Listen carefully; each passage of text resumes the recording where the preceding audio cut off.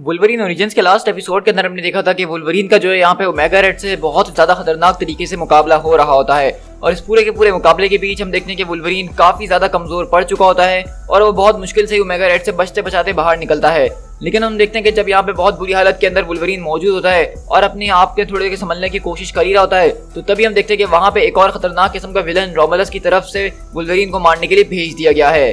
तो अब आगे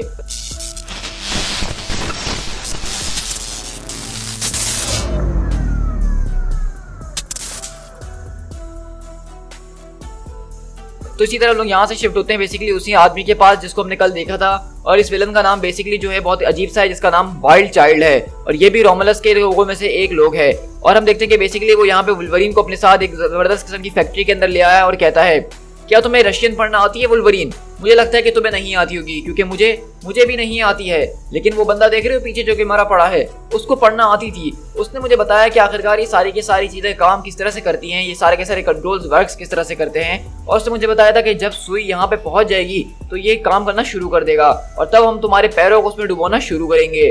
और उसी तरह हम देखते हैं कि बेसिकली उसने यहाँ पे वुल्वरीन को बांध के लटकाया हुआ है और उसके नीचे यहाँ पे लोहा जो है वो पिघल रहा है और वो बेसिकली वुल्वरीन की पूरी बॉडी को इस लावा के अंदर, इस लोहे के अंदर पिघला के खत्म कर देना चाहता है। और वाइल्ड चाइल्ड कहता है कि देखो, मैं जानता हूँ कि हम लोग जो हैं जिस तरह के, हम लोगों को मारना काफी ज्यादा मुश्किल है, लेकिन मैं इस बारे में प्रीटी श्योर हूँ कि अगर मैं तुम्हें पूरे के पूरे मोल्टन आयरन के अंदर डुबो दूंगा तो उसके जरिए कुछ ना कुछ तो काम बन ही जाएगा। तुम्हारा फ्लैश वो तो 2 सेकंड में जल के खत्म हो जाएगा, उसके कुछ मिनटों के बाद तुम्हारी हड्डियां जो हैं वो भी पिघलना शुरू हो जाएंगी, और अगर तुम्हारा एडामेंटियम ना भी पिघला तो तुम्हारी बॉडी के ऊपर सिर्फ कुछ और नहीं बल्कि एडामेंटियम स्केलेटन रह ही जाएगा, और जब वो ठंडा हो जाएगा तो उसके साथ तुम चिपक के रह जाओगे, और जब वो ठंडा होगा तो उसके ऊपर पूरा का पूरा लोहा चिपका हुआ होगा।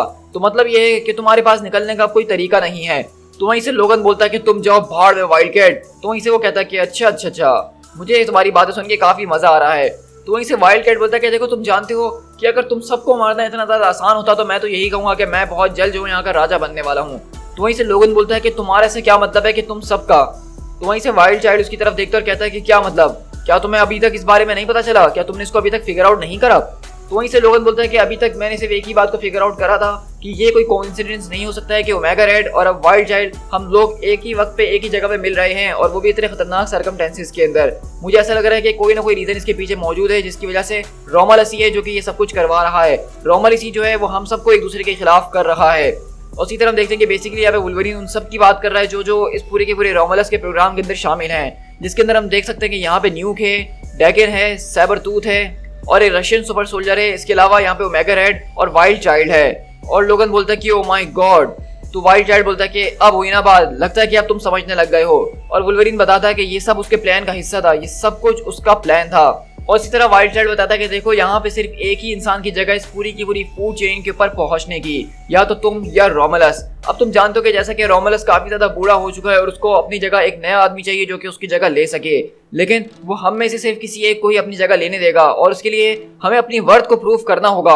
और वो वर्थ इस तरह से प्रूव होगी कि हमारे जैसे जितने भी लोग हैं हम सबको उनको मारना होगा जान से, और जो कोई भी आखिर में बचेगा वही जो है रोमुलस की जगह लेगा।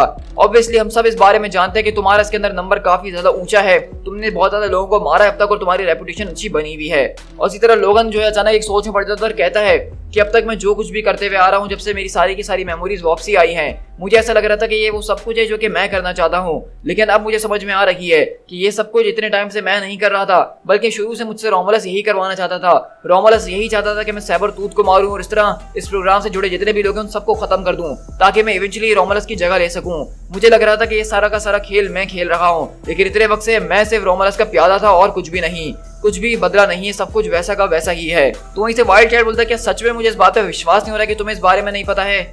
ओह, लगता है कि हमारी यहाँ पे घंटी बज चुकी है, इसका मतलब कि बैड न्यूज आ चुकी है। सी, मुझे तो ऐसा लगा था कि ओमेगा रेड ही वो शख्स होगा जिसको इस बारे में सबसे आखिर में पता चलेगा, क्योंकि वो तो इन सारे के सारे मामले में इंटरेस्टेड भी नहीं था जब तक हमने उसको ये ना कहा कि हम उसको कार्बोनेडियम सिंथेसाइजर दे देंगे। वैसे आखिरकार ये चीज है क्या, इससे होता क्या है? लेकिन अगले पल हम देखते हैं कि वहां पे एक जोरदार धमाके की आवाज आती है और हम वहीं से देखते हैं कि ओमेगा रेड बेसिकली इस फैक्ट्री के अंदर पहुंचता है और कहता है वो चीज मेरी है और वो मुझे बिलोंग करती है और उसको मैं लेने के लिए वापसी आ चुका हूँ।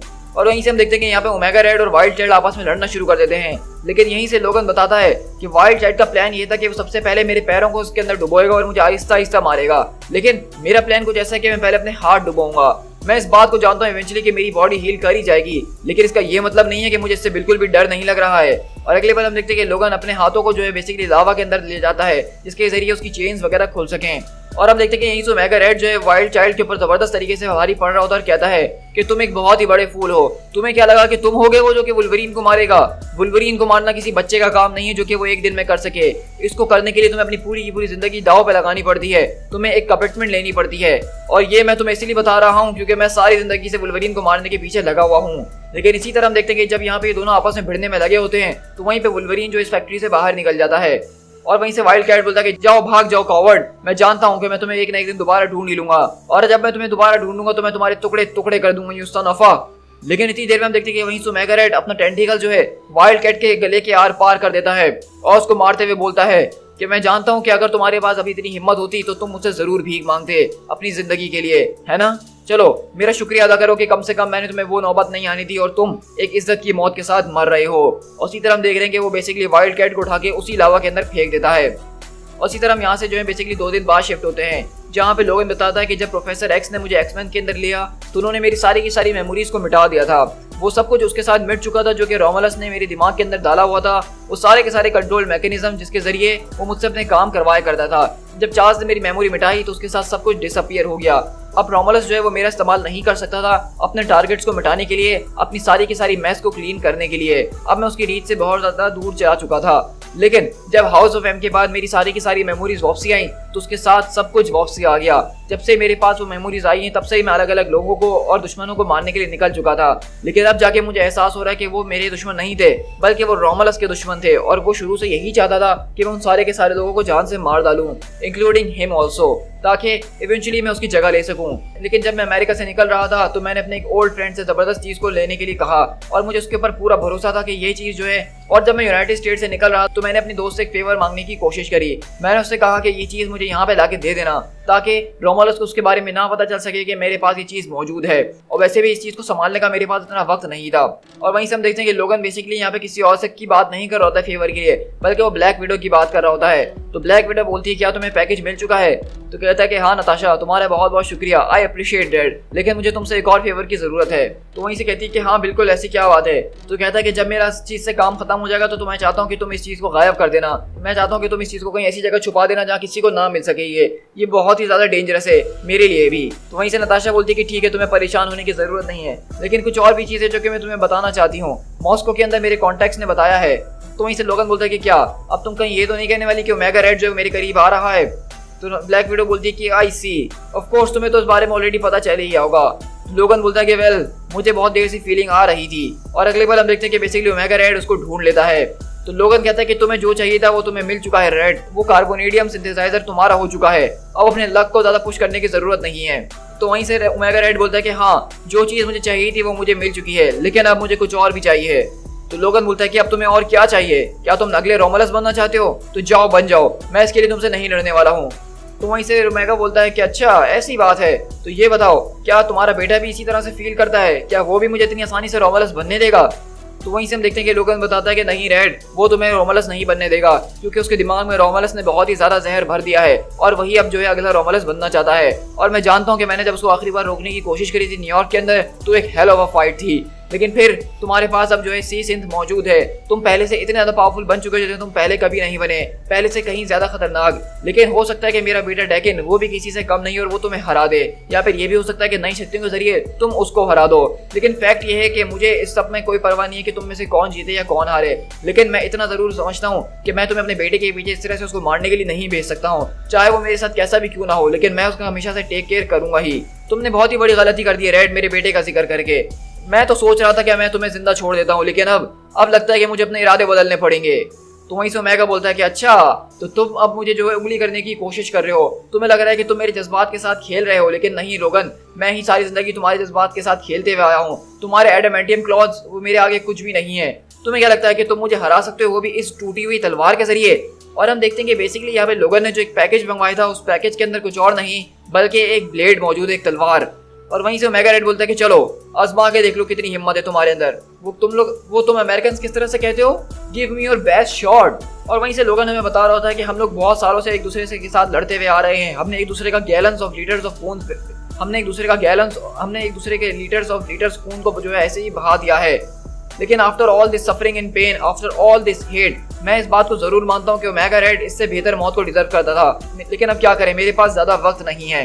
और इस तरह हम देखते हैं कि वुल्वरीन बोलता है कि हम दोनों एक दूसरे को बहुत लंबे अरसे से जानते हैं रेड, और शायद तुम ये बात बार बार भूल जाते हो कि मैं एक कैनेडियन हूँ। और अगले पल हम देखते हैं कि लोगन बेसिकली उस तलवार को ओमेगा रेड के दिल के अंदर घोंप देता है। और अगले पल हम देखते हैं कि ओमेगा रेड वहाँ जमीन पे बैठ जाता है और कहता है कि ये मेरे साथ क्या हो रहा है। तो लोगन बोलता है कि तुम मर रहे हो।